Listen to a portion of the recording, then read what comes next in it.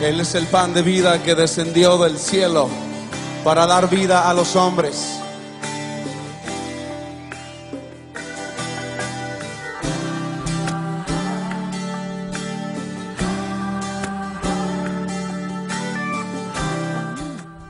¿Verdad? Y por mucho tiempo nosotros hemos visto cómo las mujeres, ¿verdad?, sostienen las iglesias y son como la fuerza ahí fuerte en las iglesias. Amén. Digan amén las mujeres. Amén. Gloria a Dios. Los niños no eran importantes en la sociedad. Ahora con los derechos y con toda la cosa es una maravilla, pero antes no eran importantes. Ya después del tercer hijo, ya se nombraban con números, imagínese usted. El primero y el segundo le ponían nombre, ya al tercero le ponían un número. Si la familia era pobre y nacía un tercer hijo, los botaban. Y si era niña, peor todavía. Entonces los sacaban. ¿Por qué? Porque tener niñas era muy caro, porque había que pagar el dote cuando se fueran a casar, entonces a las familias no les convenía. Entonces imagínense ustedes en esas sociedades la cantidad de niños abandonados que había. Y eso está documentado, ¿verdad? Hay documentado una carta de un hombre que le dice a la esposa: bueno, aquí estoy, yo sé que ya te vas a mejorar, si es niño le pones tal, pero si es niña ya sabes qué hacer, ponlo a la puerta, ¿verdad? O sea, bótela. Pero Jesús, ¿qué hace Jesús con los niños? Dice: dejen que vengan a mí, y les da un lugar y se siente y se lo ponen en los regazos. Jesús está yendo en contra de la sociedad, está siendo inclusivo. Los discapacitados, ¿qué hizo Jesús en todo lo que leemos en los evangelios? ¿Qué hizo? Sanar a los cojos, a los paralíticos, que los ciegos vieran, que los cojos anduvieran, que los sordos oyeran. Si no le hubiera importado a los discapacitados, se hubiera abocado a eso. No, ¿verdad? Pero ahí estuvo Jesús para los discapacitados. Dice un historiador que documentó la historia de la iglesia en esos primeros días. Dice: ricos y pobres venían a ser igual ante Dios y tenían el deber de cuidar el uno del otro. Atender a los pobres era un asunto prioritario. Y en Hechos 6:44 usted lee que todos compartían sus posesiones. ¿Para qué? Para que no hubiera necesidad en la iglesia. Entonces, si yo tenía una propiedad, iba, la vendía y traía la platica para que eso pudiera sostener un poco a la gente pobre de la iglesia. Los extranjeros.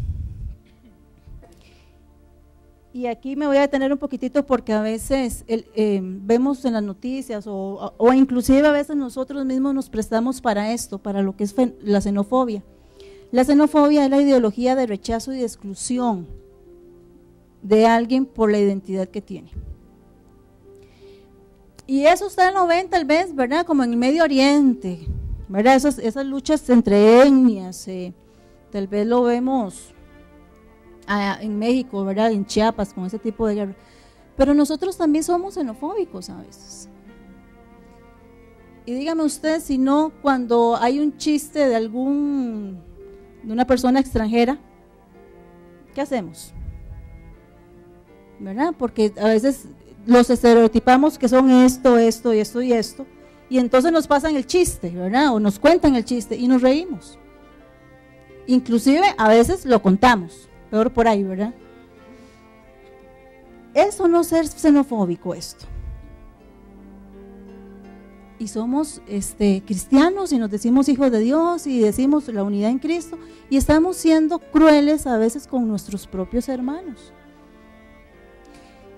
Yo tomé la decisión desde algún tiempo para acá y yo le compartía a Eli, ¿verdad? Esta semana, de que yo no me volví a reír de un chiste de esos y por lo menos si dentro de mi posibilidad estaba hacer algún comentario para frenar ese tipo de cosas, ¿verdad? Porque bueno, no voy a entrar en detalles, ya todos aquí hay muchos ticos, nosotros sabemos de qué estamos hablando y los ticos somos muy xenofóbicos y dentro del área de Centroamérica, ¿verdad? Dicen que somos como los argentinos de Sudamérica, somos bien pesados, bien creídos, porque nos creemos como superiores.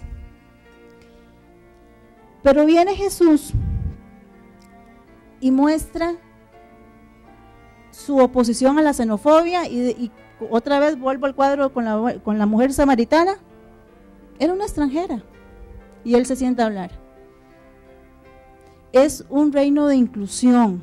Y dice por ahí ese mismo historiador, una cita: se les conocía por su amor, lealtad los unos a los otros, no adoran a dioses extraños, andan en humildad y bondad, y no se encuentra falsedad en ellos, escribiendo acerca de los cristianos. Y cuando ven a un extranjero, lo llevan a su casa y se regocijan con él como si fuera un hermano verdadero. Eso hacían los cristianos. Los esclavos, ahí no está. Y dice este mismo señor que el cristianismo era de locos, ¿verdad? Porque dice que los persuaden a ser cristianos por el amor que les tienen, y cuando llega a serlo, les llaman sin distinción hermanos. Eso lo escribe un escritor romano. A él le parece una locura que venga un esclavo y que le digan hermano, si un esclavo era una persona sumamente inferior a nosotros. Y entonces imagínense todo ese montón de gente que era lo rechazado de la sociedad. Viene Jesús y le dicen no, métalos, ¿verdad? Y ahí es donde comenzamos a ver que la iglesia se viene y se compone de eso. Entonces era el boom, porque era algo totalmente diferente a lo que la tradición judía venía predicando. Los judíos no podían meter mujeres en el templo, los niños, ya les conté, los discapacitados no podían ni siquiera servir en el templo. Y entonces es totalmente revolucionario. La pregunta es, ¿cómo se sentirán esas personas cuando de pronto, de no ser nadie, llegan a una iglesia donde sí son? Y las mujeres comienzan a servir, los niños comienzan a servir, los discapacitados sirven, los extranjeros sirven, los esclavos, y de pronto el esclavo se convierte en líder de su amo en la célula. ¿Cómo ven eso? ¿Verdad? Entonces, dígame qué tipo de persona va a querer salir de ahí, ¿verdad? Entonces se ve maravillado porque dice, allá afuera no soy nada, pero yo aquí sí soy, ¿verdad? ¿Por qué? Porque Cristo comienza a dar una identidad nueva. Amén. El reino de Dios es inclusivo. Y entonces vamos a tener un mundo más o menos así, ¿verdad? Estamos los blanquitos, los negritos, los mulatos, los morenos, los colochos, los lacios, los flacos, los gordos, todos estamos ahí. Porque no es la diferencia, es que a pesar de la diferencia somos reino de Dios. Amén. Dice en Gálatas 3:29, y si ustedes pertenecen a Cristo, son la descendencia de Abraham y herederos de la promesa. Y yo sé que aquí a más de uno se les dibuja una sonrisa en la cara. Herencia, esa es la parte que a mí me gusta. ¿Cuántos les gusta recibir herencia? El reino de Dios, si usted es ciudadano y pertenece al reino de Dios, usted va a recibir herencia de un rey. Amén. Ahora, ¿qué es lo que heredamos? Y entonces cuando decimos herencia, nos imaginamos platita, ¿verdad? Prosperidad, ¿verdad? Y cuando iba a poner un dibujo, yo pensé, bueno, voy a poner un plata, ¿verdad? Más o menos herencia. Pero yo sentí algo que me dijo, no, es que no es plata. Es que la herencia no es. Esa herencia que está hablando aquí no es el asunto de plata. No es de dinero, no es carro, no son casas. Lo que le damos son bendiciones espirituales. Esa es la herencia. Y dice Romanos 4, 7 y 8, dichosos aquellos a quienes se les perdonan las transgresiones y se les cubren los pecados. Dichosos aquel cuyo pecado el Señor no tomará en cuenta. Dígame, ¿qué más bendición quiere usted?